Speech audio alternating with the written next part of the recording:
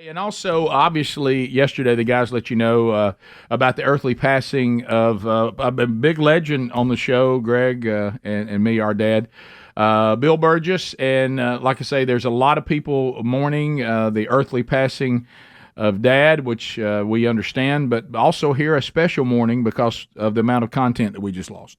But you know what? He's provided us so much over the years. We certainly can. I heard y'all yesterday that people were telling me we flash back on some of those, and we have plenty in the bank. But that's one sad thing that we won't have any new ones to deal with. But there's all kinds of things to review on, and we were sitting around. I think it was one of the most beautiful things, and I sent that out to you guys, that in the final hours of his life here on Earth, we were sitting in his hospice room, wonderful, kind people there with hospice, and they were just being so gracious and kind. These people are just cut from a different cloth, and because that's all they do every day, and they've chosen to do it, is to help families in this process. And so that, when you get to hospice, a lot of the rules just kind of go away. They don't care how many people's in the room. They don't, whatever, bring in, stay all day, do whatever you want to do. And so I just thought about, if all of us out there living our lives, so have we lived our lives in a way that if we were in the same situation, we would be surrounded by a wife who adores us, children who adore us and respect us, and consider that they're not like a lot of people that have to go out and say, I got daddy issues. How about our family? We don't have any daddy issues. Right. We have a great dad who took care of us. Certainly not a perfect man. None of us are. But the things that you need to get right, he did. And then surrounded by grandchildren that not only don't see you as outdated, they adore you. And wanted to be around you. And they didn't come to see you because they thought it was obligation that you're supposed to go see your grandparents. They adored time with you.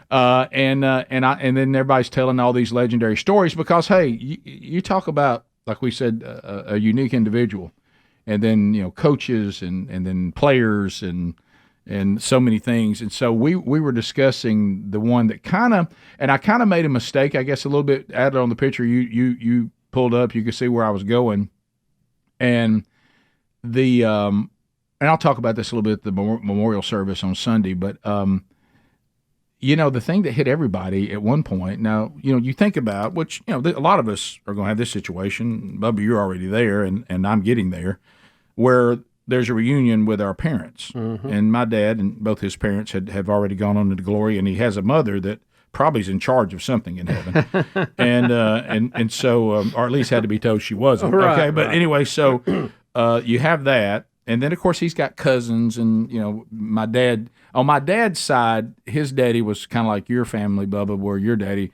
My dad only has one sister, but my granddaddy had 12 brothers and sisters. Yeah. So Dad has tons of uncles and cousins and all this, and Sherry has that in her family too. Sherry has so many cousins, I don't even know that. Yeah, my dad was one of 10. Yeah, wow. and Sherry has it on both sides. I got cousins I hadn't met. Yeah, how about Sherry has it on both sides? Her dad has tons of siblings, and her mom has tons of siblings. That's I think they total for 20-something between the two of them. But anyway, so there's a lot of that, but one of the moments in life with Dad that was probably, it was a pivotal moment for everybody.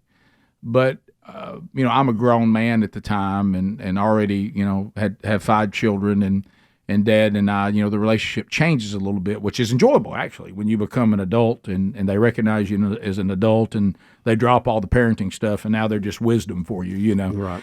And so when Bronner went to heaven at 2.5 years old, that really, really had an impact on Dad. It really, really rocked him because of his love of his grandchildren and just his love of children in general. And so I don't remember who the first person who uttered it, but we started thinking about that he had his reunion with Bronner. Mm-hmm. And there was a picture that Sherry has, and we keep it up right here, of this is Bronner sitting on his lap. Wow. So we're sitting outside. We've all been outside playing, and ironically in the pool. And Dad is out there, and we're barbecuing, and doing all that kind of stuff. And and he's got him sitting there in his little bathing suit, and they're eating something. Of course, Pop's giving him whatever he wants, and there's this moment that Sherry captured of that little boy looking into the eyes of his grandfather, but it opened up a door, because my dad is definitely a man of faith and was raised in the faith, completely. Mm-hmm. And I remember that it opened up a conversation between he and I that he said, hey, I think it's time for you and I to have some discussions about things about God that I'd like to talk about. Yeah. And we got into some really deep conversations, and there was this odd moment where the man who had raised me in the faith was kind of coming to me going, I see what you and Sherry have been doing, been paying attention to this kind of stuff, and let's talk about who God is and all this. Yeah. And now he wouldn't come out and act at that directly. Right. But I remember being in the backyard and just walking through the backyard. When you're dealing with these men from that era, they don't just come out and say, well, I'll tell you what, I don't. Right. They kind of walk around it. And I'm just thinking to myself, about this situation, in Bronner and, kind of watching how y'all live your life and, the fact this would happen. I mean, just, may start talking about a lot of stuff. That was that's as close as you're gonna get to hey, let's talk about this. Mm-hmm. Yeah. And then I would very respectfully, say, well, here, let's talk about this verse a little bit. And so what was interesting about that, one of the verses that meant a lot to us was John 16:33. Well, Sherry gave Mom and Dad years ago this thing that has John 16:33 on it, and it's like this. I don't know how you describe it, Greg. It's set up in their apartment. It's on a easel. On the easel.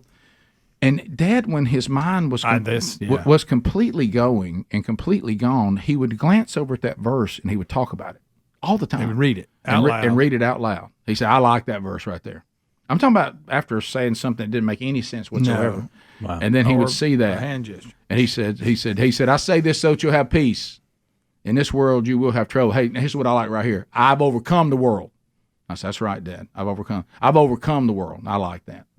And that was one. Read it to you. And that was one of the conversations that we had. That Jesus said there would be tribulation, there would be difficult, but because of what he did, and then to hear him talk about that verse so many times, even at the height of Alzheimer's, and know that verse, and when he stepped into the presence of God, and the reunion takes place, ultimately the most important thing with the God that redeemed you.